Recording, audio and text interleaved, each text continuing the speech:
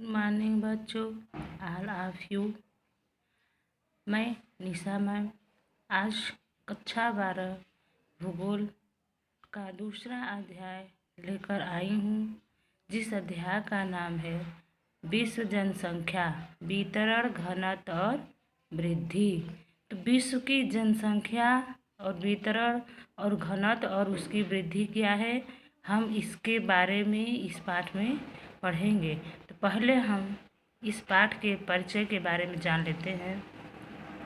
तो इस पाठ का परिचय क्या है कि परिवार का अस्तित्व और महत्व उसके सदस्यों से होता है। ठीक उसी प्रकार राष्ट्र का निर्माण उसमें निवास करने वाले पुरुषों, स्त्रियों और बच्चों की संख्या से होता है।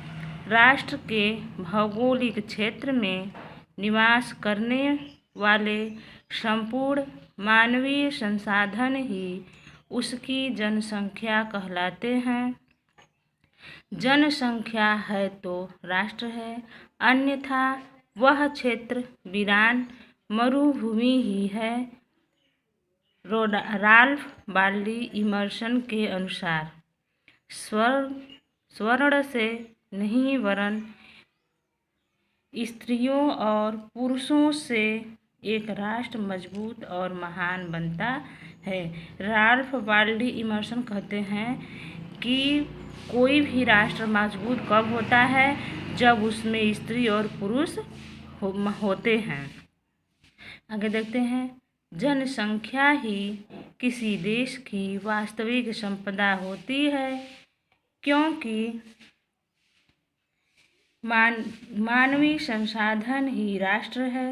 राष्ट्र के प्राकृतिक संसाधनों का उपयोग करते हैं तथा उसकी नीतियाँ निर्धारित करते हैं।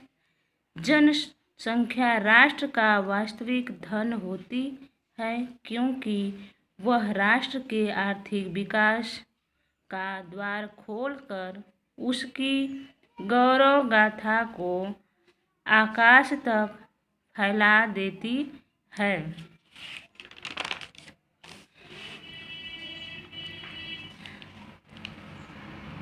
आगे देखते हैं कि जनसंख्या वितरण के प्रारूप। तो जनसंख्या वितरण का मतलब है कि किस जगह पे जनसंख्या किस तरह से कितनी निवास करती है। तो देखते हैं 21वीं सदी के प्रारंभ में विश्व की जनसंख्या 600 करोड़ से भी अधिक हो चुकी थी।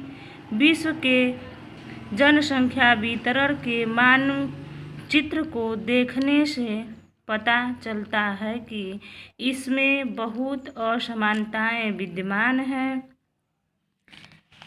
जनसंख्या वितरण से आशय भूपृष्ठ पर लोगों के वितरित होने से लगाया जाता है।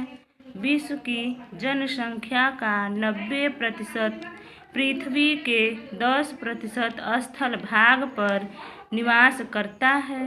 विश्व के प्रत्येक महाद्वीप में जनसंख्या का वितरण असमान पाया जाता है।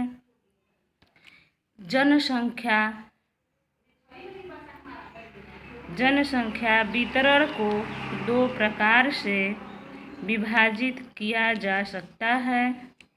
पहला बसे हुए क्षेत्र, दूसरा बिना बसे हुए क्षेत्र। अब बसे हुए क्षेत्र कौन से हैं? वर्तमान समय में जनसंख्या के 3 विशाल क्षेत्र हैं, जिनमें मानव समूह सम्मिलित है। अब उसमें कौन कौन से क्षेत्र हैं? तो पहला है एशियाई जनसमूह। एशियाई जनसमूह में विश्व की 60% जनसंख्या निवास करती है। इसका विस्तार 10 अंश उत्तरी अक्षांश से 40 अंश उत्तरी अक्षांश के बीच है। उष्ण मानसूनी जलवायु के वितरण सभी